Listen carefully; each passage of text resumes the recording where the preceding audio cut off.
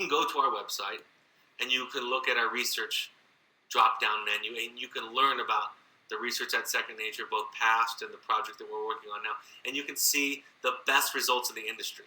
And you can see those also more generally as you do a research search on the internet for wilderness therapy or out-of-home placement.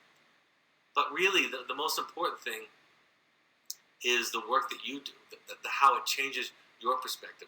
My answer to people when they ask the question, I mean, I'm willing to give anecdotes and stories and tell example after example and give them parent references where parents can share with them how it's transformed their family's lives and their own lives and their child's lives as they've engaged in this process. But most importantly, what I say is, I guarantee that it'll work. If you do your work, it will change your perspective so much so that you'll find joy, be less anxious, and be less depressed. That you'll feel empowered and liberated from a lot of that emotional tension that I was describing in the last slide. And parents who go through this process, and I'm sure many on this webinar tonight could attest to it, no matter what the outcome is in terms of their child's change, which is at times magical and amazing, at least in the process, that they will describe how it's changed the way that they view the problem, how it's changed their relationship with themselves, with their child, and with the problem that their child is struggling with. And that in itself is a facilitating factor that can be effective at initiating change in your child. So it can have an impact or an influence on your child. At least you take yourself out of the problem in the equation. Let alone do you feel, like I said, these feelings of feeling lighter and feeling relieved.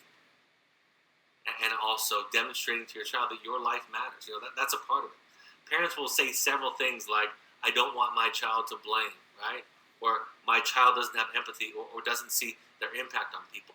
One of the ways you model for your children not to blame, and that you model for your children that they're not the center of the universe, is you matter. You start to matter. Not because you say you do, but you act like you do. You start to make yourself and your peace, your tranquility, your serenity, you start to make that a priority.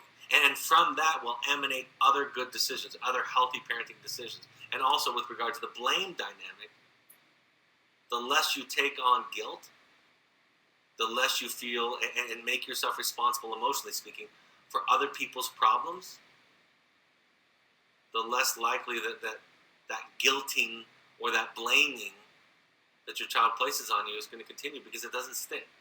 It doesn't work. It doesn't have the desired impact. So you can change that dynamic. And as you make this decision, that's part of what is a part of the decision, is letting go of those pieces.